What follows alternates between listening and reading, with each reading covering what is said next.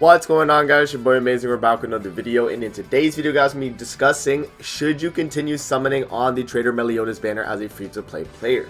So in this video, I wanted to kind of discuss the banner, talk about what's important about the banner if you're a free-to-play player, should you continue summoning, and is Traitor Meliodas, like, dupe-wise worth it? Yeah, we'll discuss basically all of that throughout the video. But before we actually hop into the video, make sure to subscribe to your boy Amazing. We are on the road to 15k subs, man. We're at like 14,640 at this point. So if you guys want to show your support for your boy, make sure to subscribe. Alright, let's hop into the video now and discuss the Traitor Meliodas banner. So this banner actually was probably one of the best banners we've had in recent time. And the reason for that is because we have 5 festival characters all with a 0.25% rate up, which means we actually have a 1.25% chance of getting a festival character on this banner overall, which is not, it's not like, it's not a 50-50 or anything like that if you get an SSR, but it's still a 1.25% chance to a, it's to a 2.75% chance. So you have a 1.25 to get a festival character, and then you have a 2.75 to not get a festival character. So that's going to be the rates, and then also the characters on the banner are also going to be maxed out level 80 for the unfeatured characters. So if you pull like a red demon Meliodas, he's going to be 80 UR. If you pull like a red Goldther, he's going to be 80 UR. Anything like that, if you pull any of these unfeatured units, they're going to be 80 UR. Now, let's discuss the most important thing about the banner, and that is, should you continue summoning as a free-to-play player if you got 1 copy? If you got 1 copy already, depending on where you are on the banner, I would say it's either, you finish out the rotation if you're super close, or if you're super, close to around, here on the banner, if you're on, 300, I would say just call it a day and stop summoning. And the reason for that is because Traitor Meliodas as a unit does not really need dupes. You can get dupes for him, but he really doesn't need it, because the reason he doesn't need it is because he mainly gets all of his stats through his passive right here, right, where he's doing single target attacks with his team, and then he's also getting damage increase for his amplify skill, which scales through his buffs, and then having pierce rate, as well as he's able to hit hard on the AoEs. So he doesn't really require high dupes on his ultimate, because his ult isn't really what's going to be dishing out the most amount of damage. And a 1 out of 6 ultimate on Traitor Meliodas is actually able to do damage on the bird, which is kind of crazy. Like, if you guys don't know, the last phase of stage 1 actually can take damage from this ultimate at 1 out of 6. So you do not need dupes on Traitor Meliodas at all. He's perfectly fine at 1 out of 6, and as long as you work around using his passive, where you're using 2 single target based characters, you're gonna be able to abuse Traitor Meliodas and get a ton out of him. So I don't really think it's worth going for dupes, unless you're super close to pity. Then that's a different situation. But if you're super close to pity, then it's definitely worth. If you're around the 300 or even the middle area of the banner, I would still say finish, maybe get to 600 pity and call it a day, but it obviously depends on exactly where you are on the banner.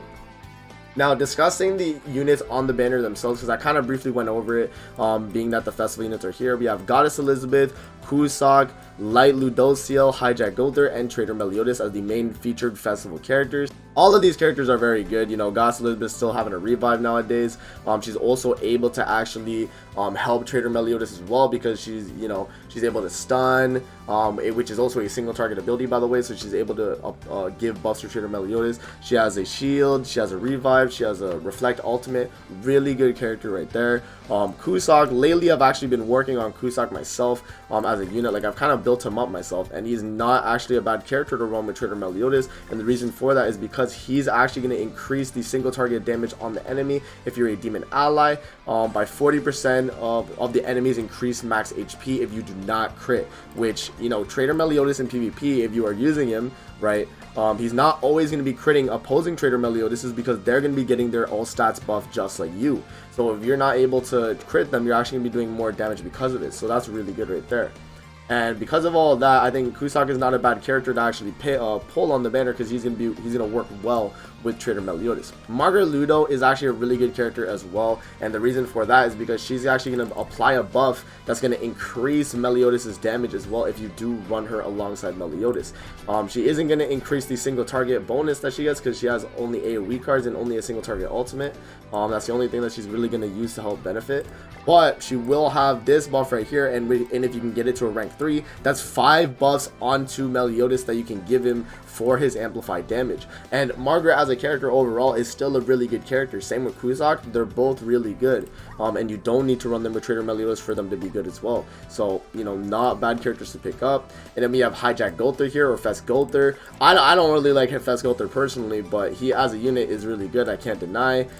He's able to seal basically the whole like game. Like, the only thing you cannot seal with this card is a rank 1 debuff skill. That is literally the only thing you can't seal, which is crazy. This literally seals everything. So if you have Hijacked Goldther and you get a rank 3, it seals everything. He deletes cards on his ultimate, which is not bad. And he inflicts damage based on max HP. He's going to increase allies attack related stats and HP every single turn, every time they use a skill. And then he's also going to have gauge reduction, which also you know, it does additional damage based on the ultimate gauge on the enemy. So it's kind of like a detonate and gauge reduction mixed card right there. So, you know, overall on the festival characters, they're all really good, right? And you guys know already how Traitor Meliodas is broken. Like, he's cracked out. So 5 festival characters, all really good. And then the unfeatured pool is not the craziest as well. You know, like it's mainly only the festival characters that are desirable. Like, for a newer player, maybe Red Goldther, maybe Green Esteros is good. Sariel Tarmiel is obviously very good as well. And then also, like, you know, Green Demon Meliodas for the demons, Red Elizabeth as well, because you can be getting a free blue Jericho in the you know, the pickup, right? So it's not too bad. But yeah, overall the banner it's not the best, but it's also not the worst as well, because the festival characters are very desirable. So should you continue summoning as a free-to-play player? My stance on it is you should not continue summoning as a free-to-play player if you already pulled a copy. If you have not pulled a single copy of Traitor Meliodas and you want to actually get a single copy of him, then go all the way to 900 if need be, because he is worth it as a unit in my opinion. Because Traitor Meliodas has viability in a lot of content in the game. He's able to be run on the bird, he's able to be run in PvP, he's able to be run in tower, he's able to be run in basically any content in this game, and he does it very, very well. Because if you guys don't know, on the bird, let's say, because that's one of the hardest, like probably the hardest thing in Grand Cross at this point, right? There's no content harder than the bird that's PvE related. Meliodas is able to breeze through the bird fairly easily. Like, if you run a team like this, let's say, like if you're running like Sariel or Brunhilde, and then you have Meliodas, Green Goldther, Matrona, that's an easy like stage 3 clear as well. Like, that's how powerful this team can be, and that's how strong Traitor Meliodas is for your team, because he's applying damage reduction, he's increasing, you know, all his stats every single turn if you do single target attacks. He as a unit is just super broken, and I think it's definitely worth to at least get 1 copy of this guy. Hopefully you guys pull them early on and you don't have to go a full rotation like I did, because going a whole rotation does kind of suck for a festival unit. But you know, as you guys can see, like, the rates are not the craziest in the world for you pulling it. It's a 1 in, I think it's what, a 1 in like a 1 in 16% chance of actually getting Traitor Meliodas total on the banner, if you really think about it, right? So it's not the greatest rates for actually picking him up, but if you can snag a copy of him early on, I definitely think it's worth to actually, you know, just stop summoning on the banner and save your gems, because we don't know if there's gonna be a festival Mael or anything coming in the future. Because if you guys don't know, Darkness attribute also released Light attribute as well. So because of that, we're probably going to be getting another festival hero fairly soon, and that could be a light counterpart to these Traitor Meliodas. So that's something to just take into account when thinking about summoning on the banner.